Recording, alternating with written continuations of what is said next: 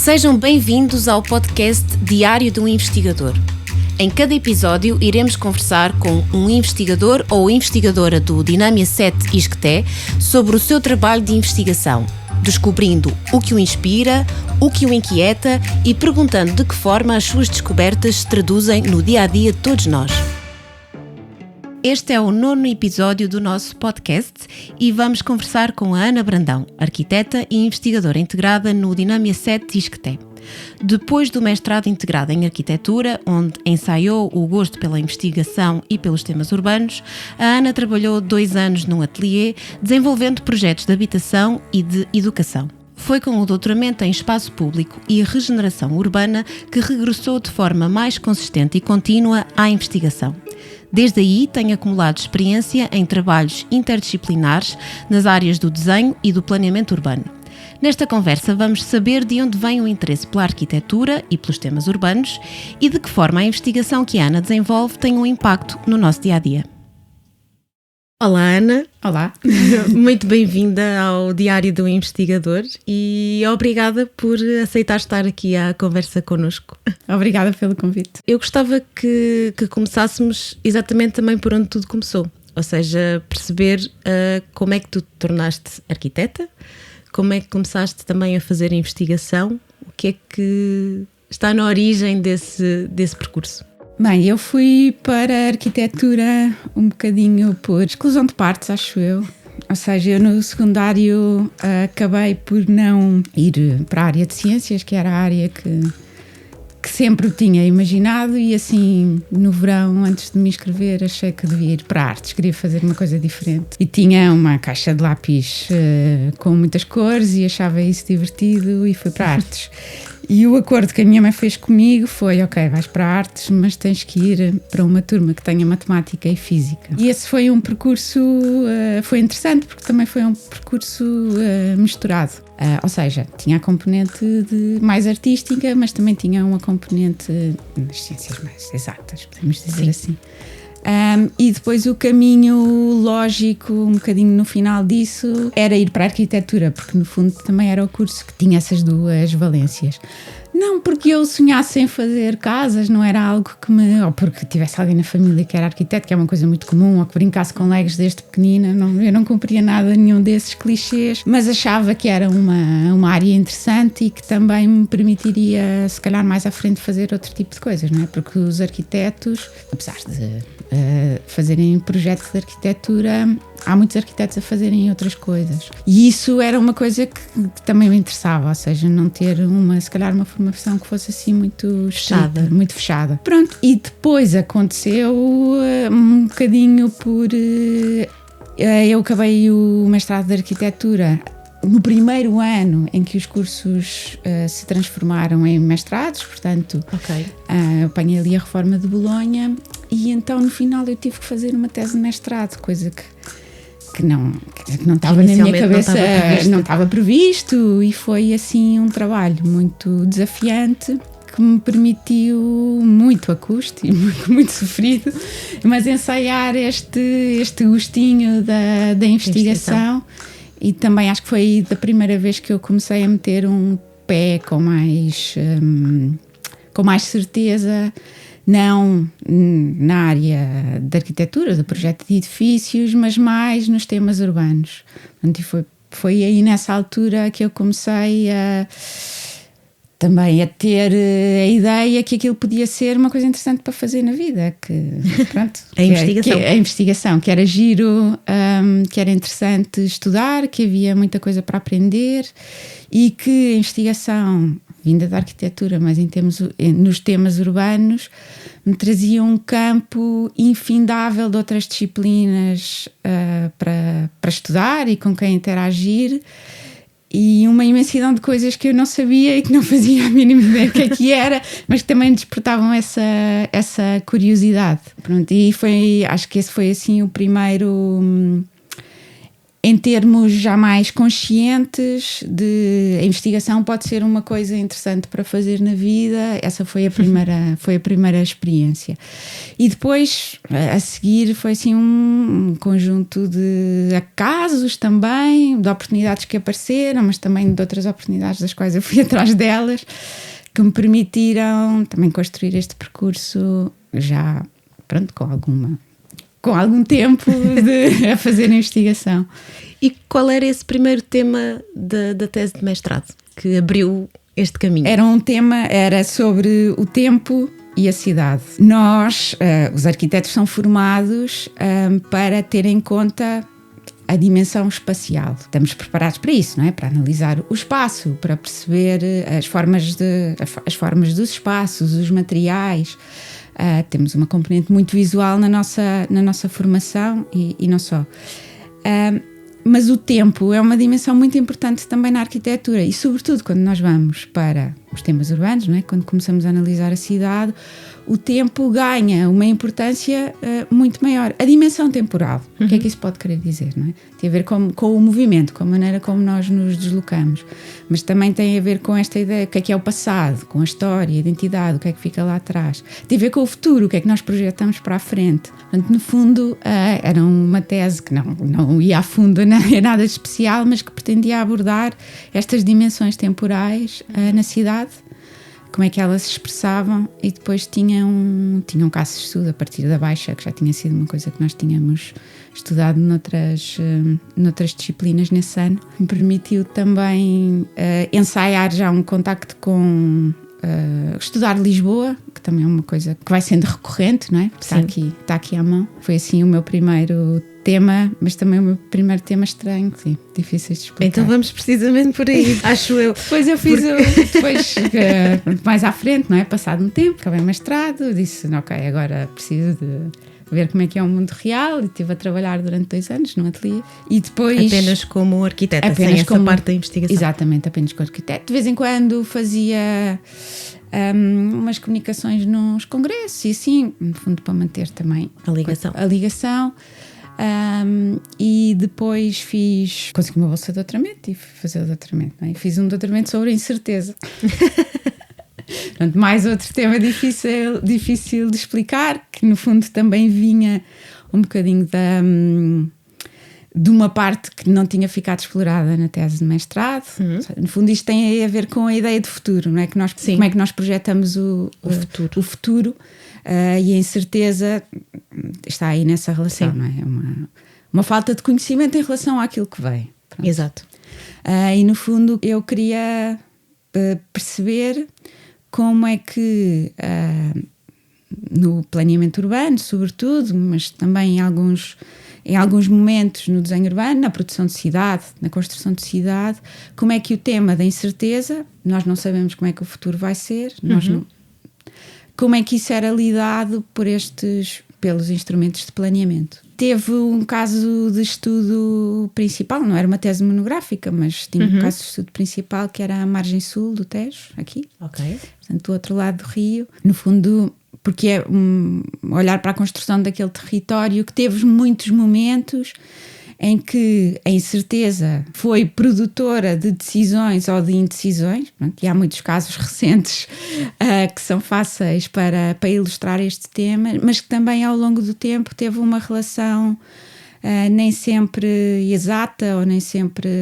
direta com aquilo que foi a produção de instrumentos de planeamento para supostamente definir o seu futuro ou planear o seu futuro. Portanto, há muitos momentos em que diferentes, podemos dizer, componentes ou se calhar expressões da incerteza se expressam naquilo que é a produção desses instrumentos que deveriam definir o futuro daquele território e aquilo que foi a maneira como aquele território cresceu. Agora estava a pensar e ligando com a questão do tempo, sim, até porque se calhar nesses territórios também o tempo, ou não houve tempo para um grande planeamento e para uma grande reflexão sobre o futuro, não é? Sim. Tiveram de crescer rapidamente. Exatamente. Ou dar respostas rapidamente. Em muitos casos foi isso que aconteceu, não é? Um crescimento muito grande e uma incapacidade da parte podemos dizer, no sentido lato, do poder público, de conseguir fazer esse planeamento ou esse controle desse crescimento, mas hoje em dia, nos anos mais recentes, nas últimas décadas, aquilo que nós vemos é um pouco até o contrário, ou seja, há muitas áreas que estão expectantes de uma determinada transformação, cujo potencial é reconhecido por toda a gente, e não estou só a falar daquelas áreas industriais que estão obsoletas e à espera, há também um potencial paisagístico e áreas com valor natural importantíssimo, mas para os quais, portanto, esse valor é reconhecido, há uma expectativa que pode haver uma transformação positiva ou valorizadora daquele território, mas não há muita capacidade de agir em função disso. Portanto, há também uma falta de resposta ou dos instrumentos, ou dos poderes, ou no fundo dos agentes todos que estão envolvidos ou que poderiam estar envolvidos para fazer essa transformação, para que ela aconteça. E em muitos casos a expectativa que há ali um potencial transformador daqueles sítios, acaba ela própria por ser a imobilizadora daquilo que se pode fazer. Ou seja, a transformação que pode ali acontecer, aquilo que se espera que possa ali acontecer, é uma coisa que pode ser tão grande ou tão boa que impede muitas vezes que coisas mais pequenas ou que coisas que comecem de uma maneira mais incremental aconteçam na prática. E em alguns casos é um bocadinho esse fenómeno que se verifica. E há alguns municípios que têm, no fundo, ainda que herdam esse peso desses territórios por transformar e que ainda não conseguiram encontrar mecanismos que lhes permitissem fazer essa transformação. Esse tema é um dos temas que mais te inquieta enquanto investigadora, enquanto cidadã também? Esses territórios são os territórios que hoje em dia me inquietam mais. Ou seja, há investigação feita sobre as transformações que estão a acontecer, de muitos tipos, não é? Nas áreas mais centrais, nas cidades, não é? As cidades centrais e as áreas mais centrais das cidades, mas eu acho que há mesmo pouca investigação sobre esses territórios, podemos dizer, do cotidiano ou da normalidade, não é? Sim. Se olharmos para a área metropolitana de Lisboa, ou se olharmos para as pessoas que fazem Lisboa funcionar, elas não vivem todas no centro de Lisboa, até porque a maior parte não vive. A maior parte não vive. Algumas delas gostariam de viver, outras nem por isso, excluindo agora todos os problemas relacionados com a crise da habitação. Mas esse território gigante que faz, também um território gigante de Lisboa funcionar, tem muitas diversidades e nem em todos os sítios é possível aplicar as mesmas estratégias, ou pelo menos com a mesma lógica. E eu acho que há pouca investigação atenta a esses lugares do cotidiano e esses problemas dos sítios onde as pessoas vivem. Desde a articulação do tempo e da cidade, a questão da incerteza, a questão da produção do espaço urbano de que falavas agora, nos territórios metropolitanos. Sim. Como é que tu tens abordado também metodologicamente estas temáticas?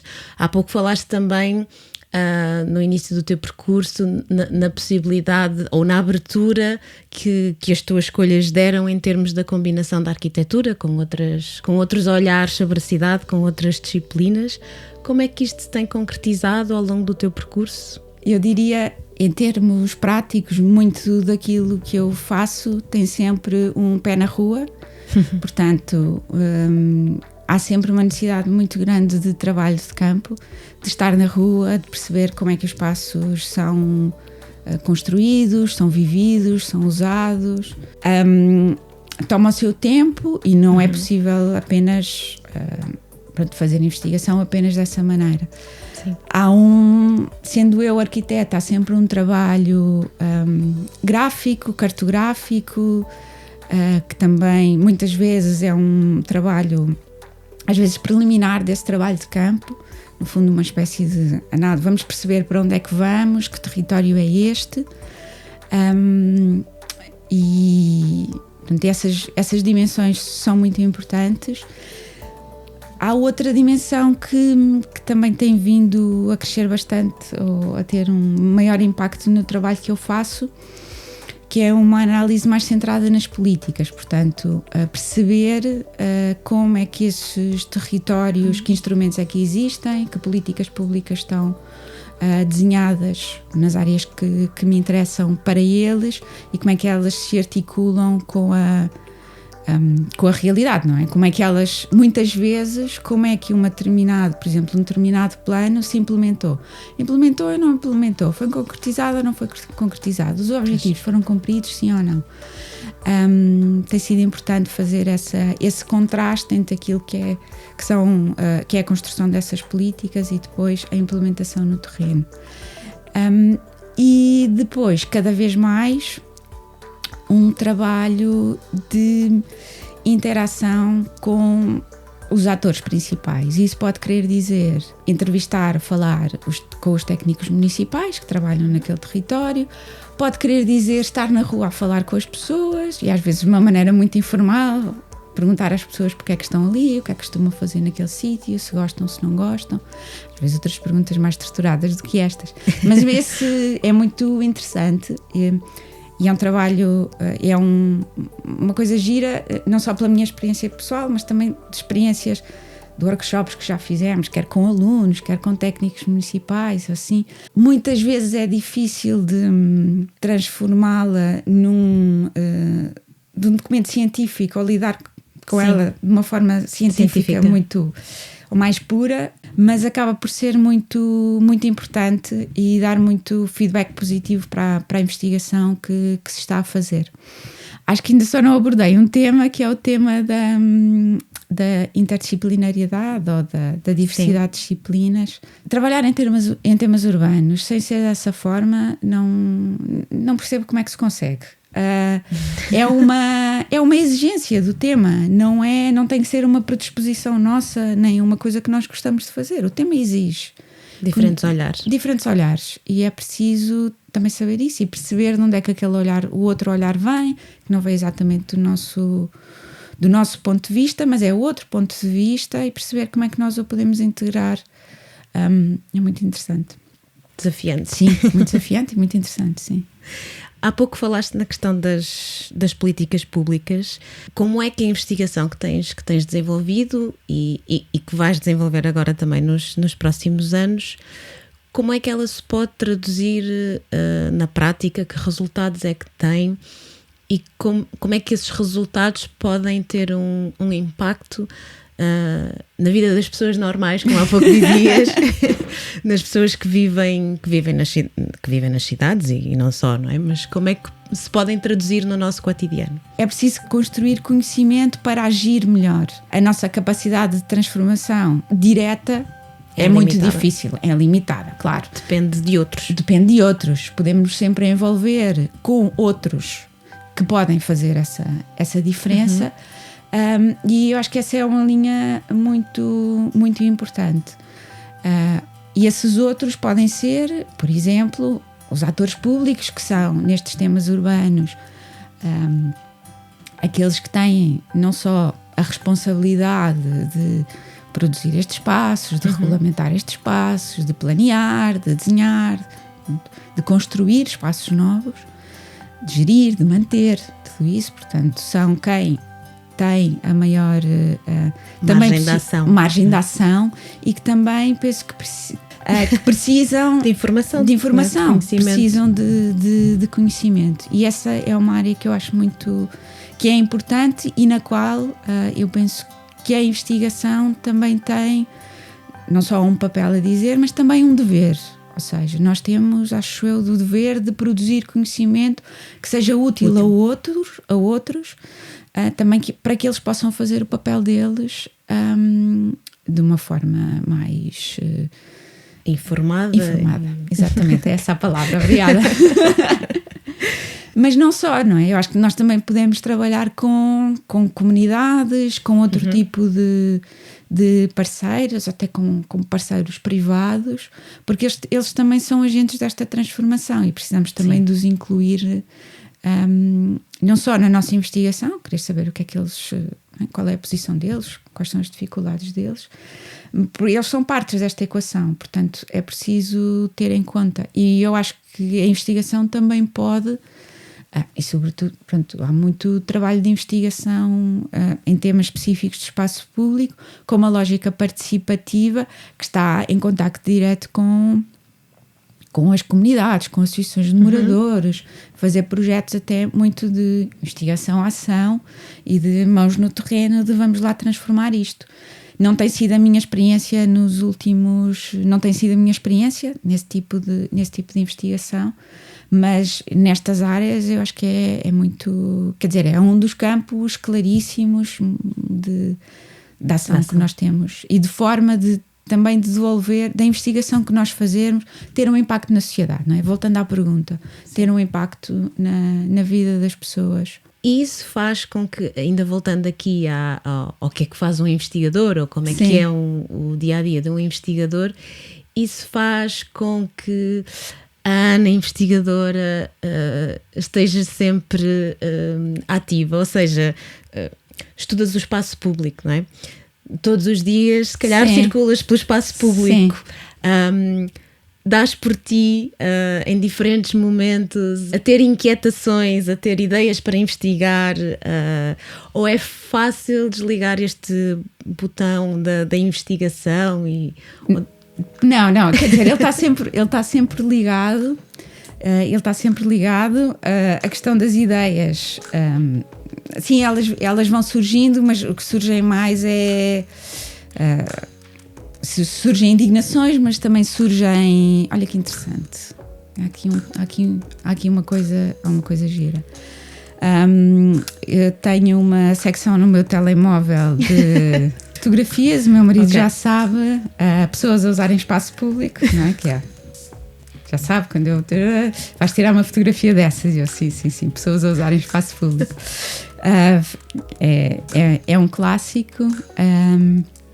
Tento agora também mais quando viajo perceber essa diversidade, como é que as pessoas aqui fazem, isto é diferente, aquilo é diferente, que giro, fazem isto, fazem assim, esta solução aqui, portanto, olhar para essa diversidade, mas no dia-a-dia, e é uma coisa que eu agora faço um bocadinho menos, mas que durante muito tempo o meu caminho para casa, normalmente o caminho de manhã, pronto, menos, mas do regresso era um caminho mais pausado, era um percurso de 15, 20 minutos a pé, e esse caminho não era tanto o investigar, mas era mais o refletir, ou seja, o andar a pé na rua era o meu momento de organizar ideias, de ter ideias. E é engraçado, voltando também àquelas, se calhar, àquela pergunta inicial, como é que tudo começou? Como é que tudo começou? Isso é uma coisa que eu sei que faço desde miúda.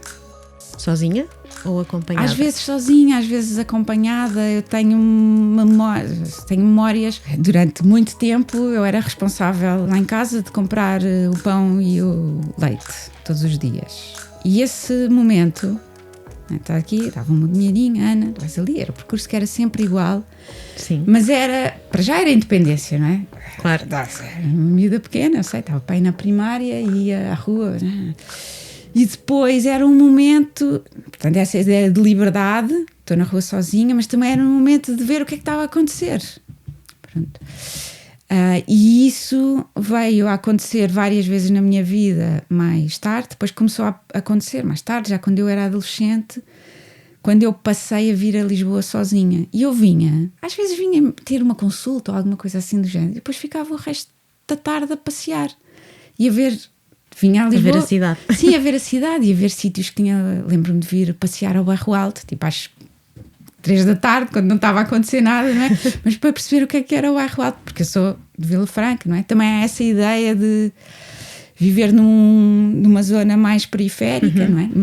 No território da área metropolitana. Exato. O que é vir a Lisboa e dessa experiência de passear na cidade e experienciar a cidade, foi uma coisa que eu acabei sempre por fazer, e com esse olhar de investigadora, não é? Mas com um olhar de curiosidade, de isto é giro, estar aqui a passear na rua e ver as pessoas e ver as coisas a acontecerem. Foi uma coisa que sempre foste alimentando, não é? Que fui alimentando, e é giro quando que isso passa a ser uma matéria de trabalho, não é? De todas essas experiências, mesmo este caminhar pela cidade, ou o percurso de investigação mais científico, propriamente dito, não é? Dos projetos em que tens estado envolvida, consegues destacar assim algum momento eureka, algo que te tenha de alguma forma deixado surpreendida, verdadeiramente motivada vale mesmo a pena fazer investigação e estudar isto? Consegues identificar algum ou alguns momentos deste género? Acho que consigo encontrar 2 momentos que respondem a essa pergunta de maneiras diferentes. Na tese de doutoramento,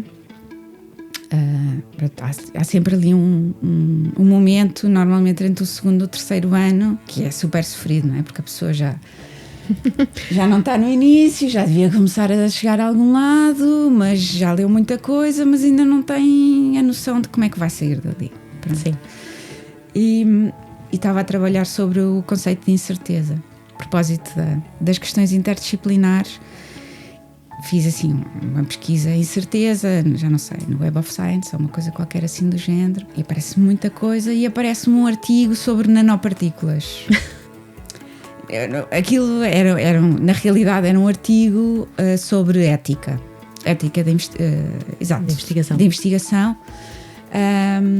e como é que no fundo, sobre como é que investigar um tema muito novo, sobre o qual não se sabe muita coisa, e daí a incerteza, e esse tema era a questão das nanopartículas, que questões éticas é que ele levantava. E aquele artigo foi a chave para eu dar um salto, conseguir organizar a questão da incerteza, porque no fundo não só havia ali uma definição conceptual do que era incerteza, que me interessava, como o artigo depois tinha uma série de citações para outros artigos muito úteis, que já não tinham a ver com nanopartículas, mas que tinham a ver com a questão da incerteza, e que me permitiram organizar o conceito numa coisa que eu conseguia lidar. Andei com esse artigo na minha mesa de trabalho, sempre em cima, até ao final da tese. E era de uma área completamente diferente, de um tema que eu, se não fizesse aquela busca, eu nunca iria chegar ali. Já apresentei a tese de doutoramento, assim, em fóruns assim muito informais, e eu uso a capa desse artigo para dizer: o conhecimento útil para uma tese pode vir de sítios mais improváveis, não é? E assim, uma coisa mais comunitária. Houve um projeto de investigação que nós desenvolvemos quando ainda não estava aqui no ISCTE, quando estava no técnico, e no final fizemos assim uma conferência grande de 2 dias. Tivemos pessoas que vieram de todos os sítios. Calhar não foi tanto um momento eureka, mas foi um momento de perceber que a investigação que nós estávamos a fazer ressoava.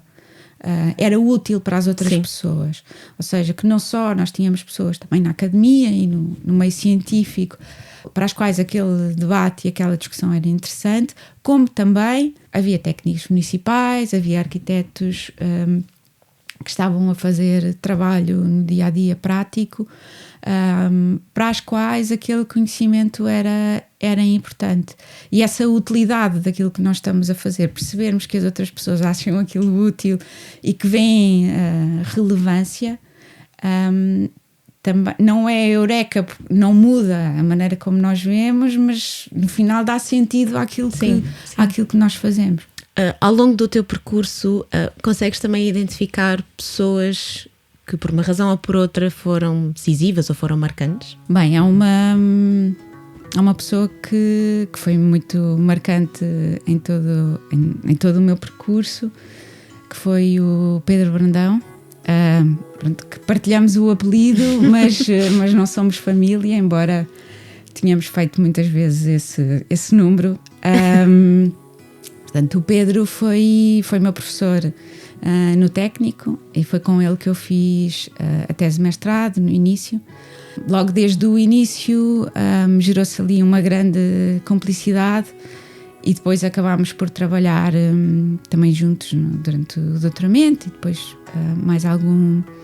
também desenvolvemos um projeto de investigação em conjunto.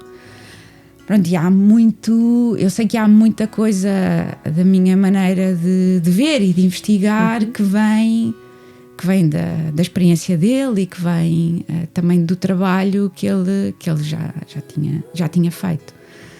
Ou seja, ele era alguém com quem tu fazes uma pergunta e ele diz-te, sim, isso é interessante, mas olha aqui mais 50 maneiras de ver esse ponto de vista. De ver esse tema, não é? Outros pontos de vista de ver esse tema. E essa flexibilidade, ou essa capacidade também olhar para as coisas de diferentes formas, uma coisa que me influenciou muito. E pronto, quer dizer, e ele tem um trabalho gigante também sobre interdisciplina nestes temas do desenho urbano.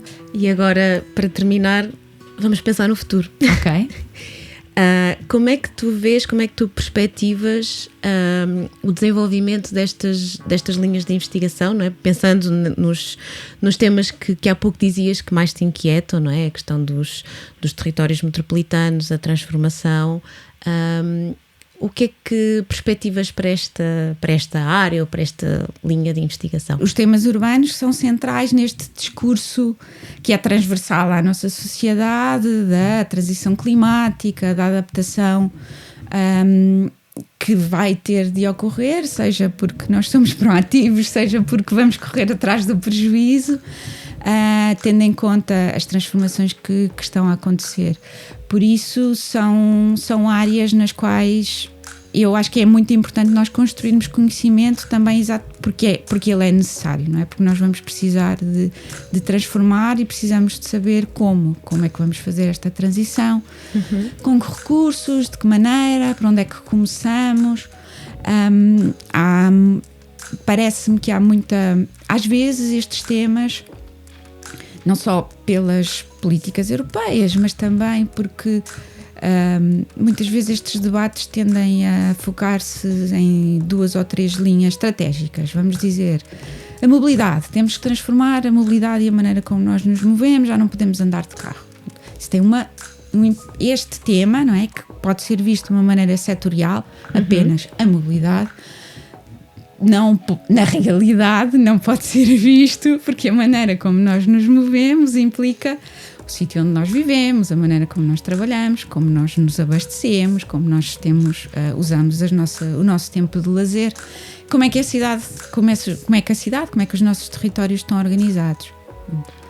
E isto também acontece, por exemplo, quando nós vamos para os temas mais ecológicos. Precisamos de mais áreas verdes, mais áreas com biodiversidade, mais áreas para resistir às alterações climáticas. Ok, como é que os nossos territórios, as nossas cidades se transformam dessa forma?